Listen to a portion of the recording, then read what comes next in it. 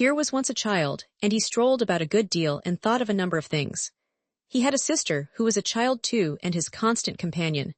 These two used to wonder all day long. They wondered at the beauty of the flowers, they wondered at the height and blueness of the sky, they wondered at the depth of the bright water, they wondered at the goodness and the power of God, who made the lovely world. They used to say to one another, sometimes, supposing all the children upon earth were to die, would the flowers and the water and the sky be sorry? They believed they would be sorry.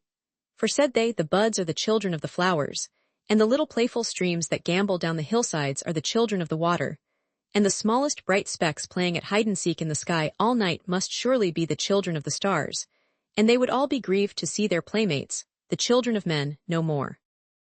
There was one clear shining star that used to come out in the sky before the rest, near the church spire above the graves. It was larger and more beautiful, they thought, than all the others, and every night they watched for it, standing hand in hand at a window. Whoever saw it first cried out, "I see the star." And often they cried out both together, knowing so well when it would rise and where. So they grew to be such friends with it, that before lying down in their beds they always looked out once again, to bid it good night, and when they were turning round to sleep, they used to say, "God bless the star." But while she was still very young, oh very, very young, the sister drooped and came to be so weak that she could no longer stand in the window at night. And then the child looked sadly out by himself, and when he saw the star, turned round and said to the patient pale face on the bed, "I see the star." And then a smile would come upon the face, and a little weak voice used to say, "God bless my brother and the star."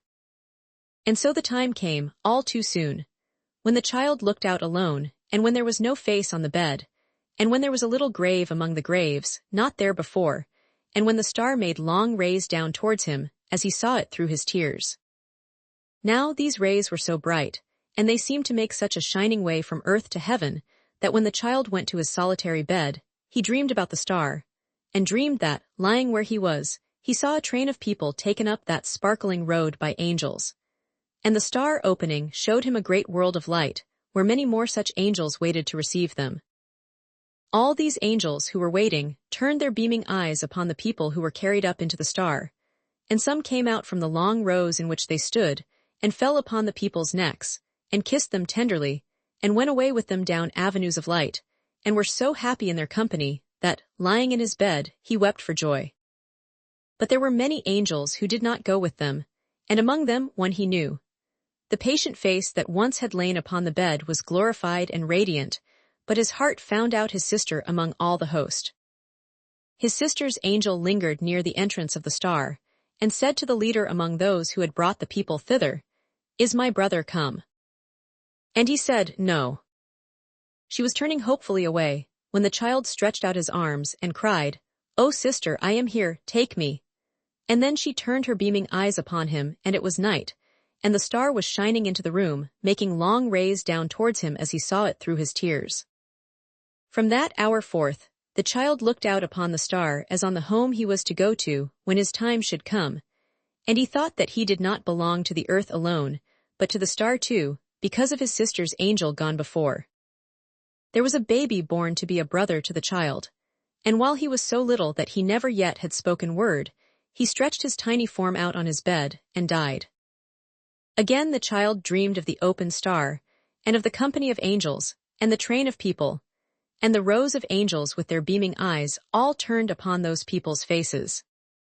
Said his sister's angel to the leader, "Is my brother come?" And he said, "Not that one but another." As the child beheld his brother's angel in her arms, he cried, "Oh, sister, I am here, take me." And she turned and smiled upon him, and the star was shining. He grew to be a young man, and was busy at his books when an old servant came to him and said, "Thy mother is no more. I bring her blessing on her darling son." Again at night he saw the star and all that former company. Said his sister's angel to the leader, "Is my brother come?"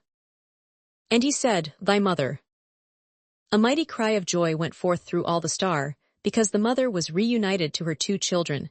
And he stretched out his arms and cried, "O mother, sister, and brother, I am here, take me." And they answered him, "Not yet," and the star was shining. He grew to be a man, whose hair was turning gray, and he was sitting in his chair by the fireside, heavy with grief, and with his face bedewed with tears, when the star opened once again. Said his sister's angel to the leader, Is my brother come? And he said, Nay, but his maiden daughter. And the man who had been the child saw his daughter, newly lost to him, a celestial creature among those three, and he said, My daughter's head is on my sister's bosom, and her arm is round my mother's neck. And at her feet there is the baby of old time, and I can bear the parting from her, God be praised. And the star was shining. Thus the child came to be an old man, and his once smooth face was wrinkled, and his steps were slow and feeble, and his back was bent. And one night as he lay upon his bed, his children standing round, he cried, as he had cried so long ago, I see the star. They whispered one another, He is dying. And he said, I am. My age is falling from me like a garment, and I move towards the star as a child.